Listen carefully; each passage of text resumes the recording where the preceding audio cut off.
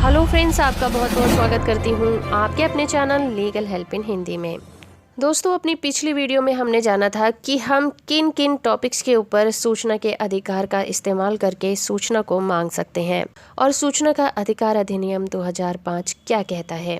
आज की इस वीडियो में हम जानेंगे कि सूचना के अधिकार अधिनियम 2005 के अंतर्गत आप किसी भी सरकारी विभाग से या कहीं से भी सूचना के अधिकार का उपयोग करके किस तरह से आवेदन कर सकते हैं, उसका प्रोसेस क्या होगा। उसके अलावा हम ये भी जानेंगे कि सूचना मांगने के लिए आवेदन शुल्क क्या होता है और सूचना की प्राप्ति के लिए आखिरी समय सीमा क्या तय की गई है। तो सब कुछ जानेंगे, वीडियो से आखिर तक जुड़े रहिए। वीडियो अच्छी लगे तो आप इसे लाइक और शेयर भी जरूर करिएगा। सूचना का अधिकार अधिनियम 2005 की धारा 6 क्लॉज 1 हमें सूचना के लिए अनुरोध किए जाने के प्रोसेस के बारे में बताती है कि अगर कोई नागरिक सूचना के अधिकार का उपयोग करके कोई सूचना मंगाना चाहता है तो किस तरह से मंगवा सकता है।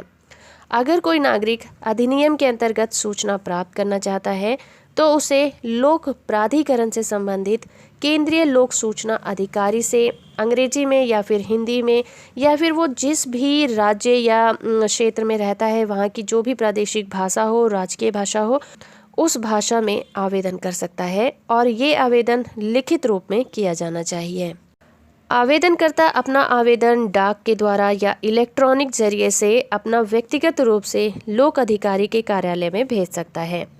आवेदन उपखंडीय स्तर पर या फिर उप जिला स्तर पर डाक विभाग द्वारा नियुक्त किए गए केंद्रीय सहायक लोक सेवा अधिकारी के माध्यम से भी किया जा सकता है। अगर जो अनुरोध है लिखित नहीं किया जा सकता तो लोक सूचना अधिकारी मौखिक करने वाले व्यक्ति को इसे लिखे जाने के लिए सभी युक्तियुक्त सहायता प्रदान करता है। जो भी पॉसिबल सहायता होती है, हेल्प होती है, वो उसे प्रदान की जाती है। अगर आप जानना चाहते हैं कि आरटीआई का फॉर्मेट क्या होता है तो इसके लिए मैंने बहुत सारे फॉर्मेट अपनी वेबसाइट पर डाले हुए हैं। नीचे दिए गए लिंक पर क्लिक करके आप वहां से इनके फॉर्मेट को भी चेक कर सकते हैं। चलिए बात करते हैं सूचना मांगने के लिए आवेदन शुल्क के बारे में, यानी कि फीस के बारे में। सूचना मांगने के लिए जो फीस तय की गई है उसके रिलेशन में उसका प्रोविज़न भी धारा 6 क्लॉज 1 के अंतर्गत किया गया है।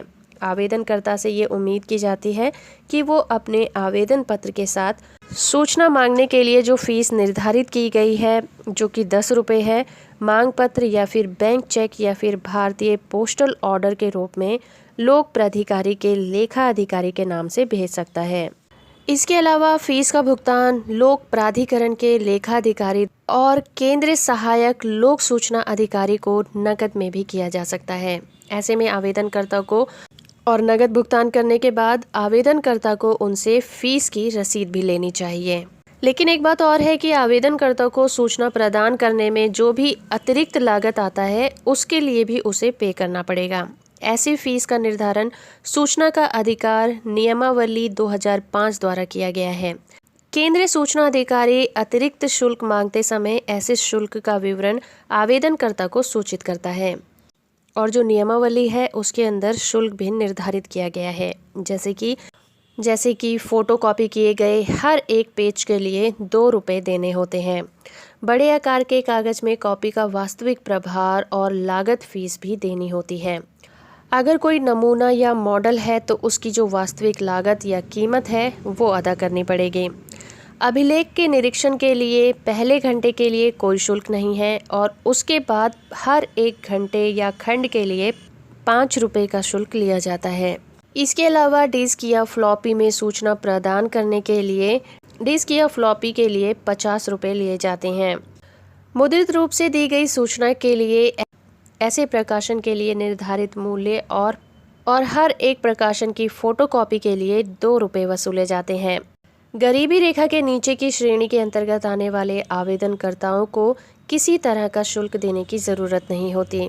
इसके लिए उन्हें गरीबी रेखा के नीचे के स्तर का होने के लिए प्रमाण पत्र प्रस्तुत करना होता है।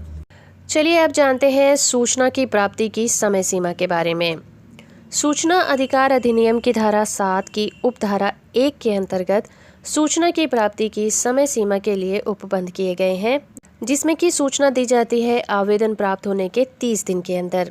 अगर मांगी गई सूचना व्यक्ति के जीवन और स्वतंत्रता से संबंधित है तो सूचना ऐसे अनुरोध से प्राप्त होने के 48 घंटे के भीतर उपलब्ध कराई जाएगी। इसके अलावा अगर आवेदन लोक सूचना अधिकारी को दिया गया है तो सूचना प्राप्ति की समय अवधि 5 दिन तक बढ़ जाती है। अगर सूचना व्यक्ति से संबंधित है तो समय सीमा 40 दिन होगी।